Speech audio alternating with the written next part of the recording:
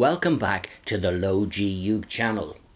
This session is all about how to play the classic AC/DC hit You Shook Me All Night Long on a ukulele and make it sound real. Now this is a follow-up to a Highway to Hell video that I published a few weeks back where I described various tricks and techniques that you can use to play AC/DC songs, and I'm going to use the same techniques here on this video. But first, a word of warning. Make sure that you don't violate the International Ukulele Fair Play Treaty by using these techniques without actually being subscribed to the channel. So make sure you click that subscribe button. You don't want an unexpected visit from the International Ukulele Police. Anyway, in short, what we've got is a ukulele with a built-in pickup, and it has a low G string that's tuned to F sharp. And I'm going to use cut down versions of the G, C and D chords to recreate that AC/DC sound. So I'm going to let the song run through, and then I'll be back with the breakdown on how to play the various song parts. Let's do it.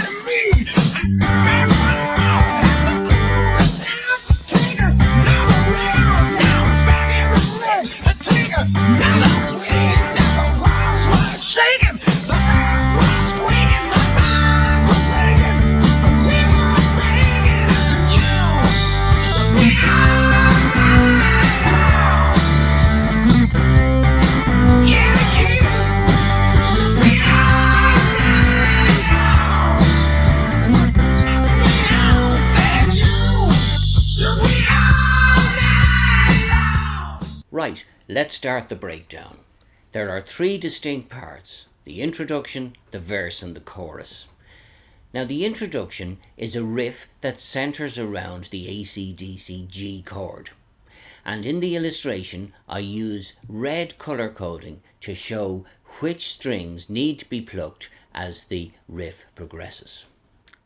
It starts off with a single downstroke on that G chord, concentrating on the top two strings only, and then is followed by a series of single note plucks on the G string itself, ending with a downstrum on G.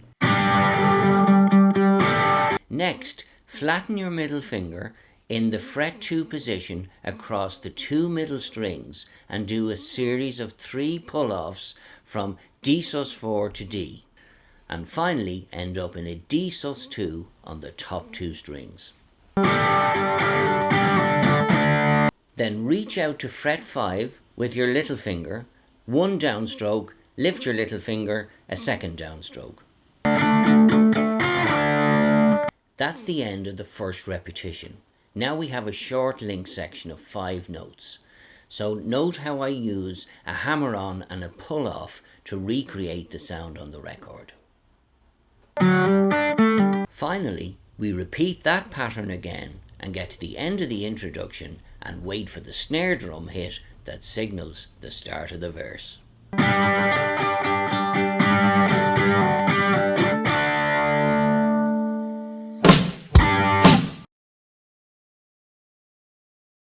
So the verse consists of 2 repeating chord patterns using cut down versions of the G, C and D chords, very much in keeping with the AC/DC style. So it actually starts like this: G, C, C, G, C, G, D.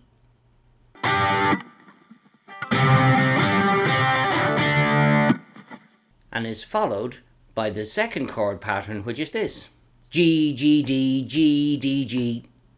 I need a G and T. Note how I do the chord changes. I set up my fingers in that G position and I use my middle finger as a sort of pivot point to switch between G, D and C. And it's really only a matter of lifting various fingers at the right time in order to switch chords. So there's a sort of minimum movement involved on the fretboard.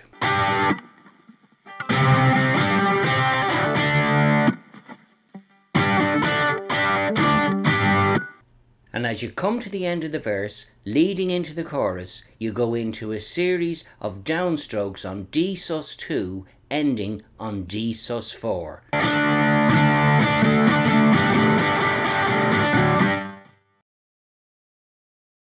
Now the melody line that repeats throughout the chorus is something like this.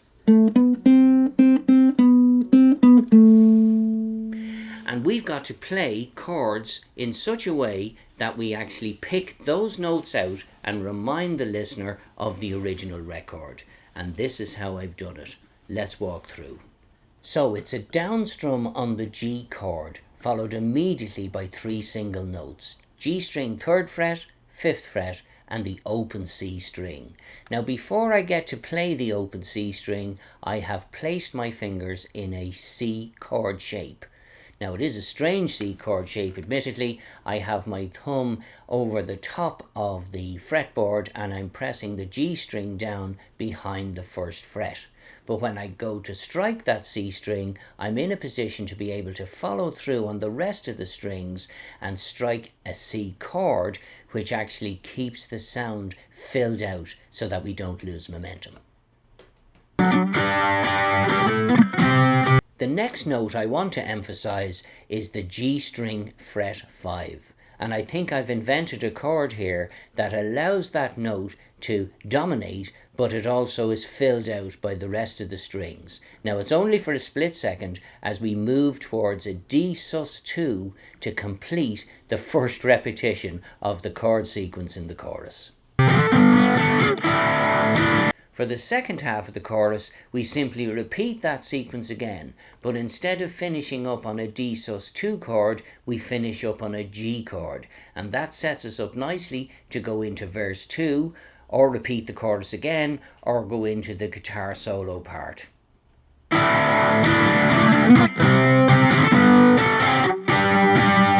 Now, let's watch all of that in action.